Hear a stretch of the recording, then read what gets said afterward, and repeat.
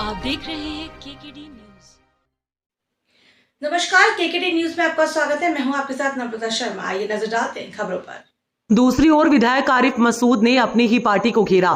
कहा कि छतरपुर मामले में प्रदेश अध्यक्ष जीतू पटवारी और उमंग सिंगार आना चाहिए सामने।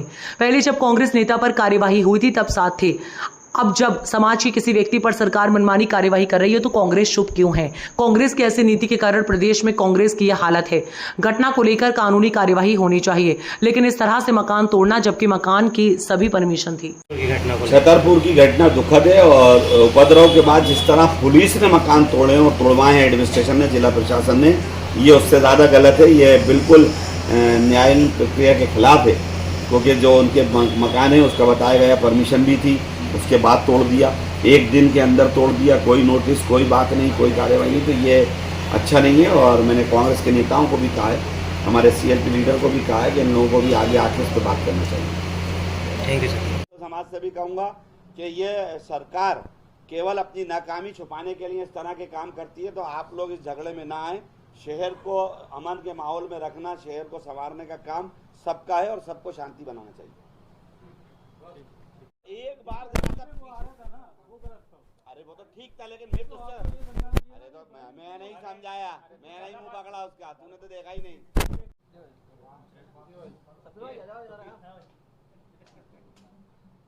अच्छा नाश्ता बुलवा दे।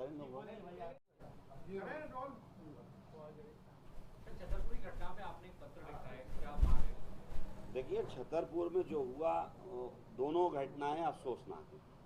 थाने में जो उपद्रव हुआ वो भी कहीं ना कहीं बहुत अफसोसनाक है कि थाने में इस तरह की बदतमीजी हुई, जो बताया गया, जो वीडियोज आए, जो फुटेज आए। लेकिन उसके बाद पुलिस उन पर मुकदमा दर्ज करती, हम सहयोग करते। पुलिस उनकी गिरफ्तारी करती, हम सहयोग करते। पुलिस वहाँ पर इस तरह का माहौल पैदा कर दिया कि जो उससे ज़्यादा उपद्रवी से ज़्यादा माहौल पुलिस ने ख़राब कर दिया कि अगर इस तरह हो गया। और उसके बाद एक मकान को, दूसरे मकान को एक टारगेट किया, 20,000 स्क्वायर फीट का बना हुआ मकान जिसकी अनुमति है, बैंक से लोन है, तमाम उसकी परमिशन है, उसको बिना कारण तोड़ दिया। और देखिए जिस तरह से फुटेज है कि गाड़ियाँ खड़ी हैं, गाड़ियाँ अभी हटाने का मौका नहीं दिया। तो ये तो बिल्कुल संविधान का खुला मजाक है और इस पर मेरे को बहुत अफसोस हुआ। और मैंने कल चीफ मिनिस्टर साहब से बात करना चाहिए, लेकिन उनके यहाँ कॉल पे बात हो नहीं पाई, समय दे नहीं रहा। चीफ सेक्रेटरी और DGP का ये हाल है कि ऐसे मामलों में उनके यहाँ से जब भी जवाब मांगा गया है कि हम लोग मिलना चाहते हैं, आना चाहते हैं, बात करना चाहते हैं, तो ना कोई रिप्लाई होता है, ना कोई बात करने को तैयार है। तो ये प्रदेश संविधान के दायरे से चल रहा है या किधर चल रहा है समझ में नहीं आ रहा। और मैं तो कांग्रेस के नेताओं को भी कहूँगा, जीतू पटवारी जी को और उमंग सिंगार को, कि उनको तत्काल आगे आना चाहिए। ये बुलडोजर संस्कृति के खिलाफ खड़े होना चाहिए, क्योंकि अगर न्यायपालिका का उचित और लोकतंत्र और संविधान ही खतरे में आ रहा है। और उसके बाद हमारे दोनों नेताओं से मैंने कहा है कि आपको तत्काल इसमें आगे आके भाग लेना चाहिए और ये इसमें खड़े होना चाहिए, जो गलत हुआ उसका गलत कहना चाहिए।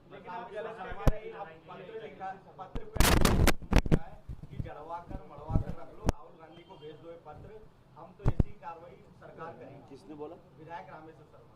वो कुछ भी बोले, मैंने उनको तो लिखा नहीं है, चीफ मिनिस्टर को लिखा। चीफ मिनिस्टर बोल दें कि एक विधायक पत्र नहीं लिख सकता।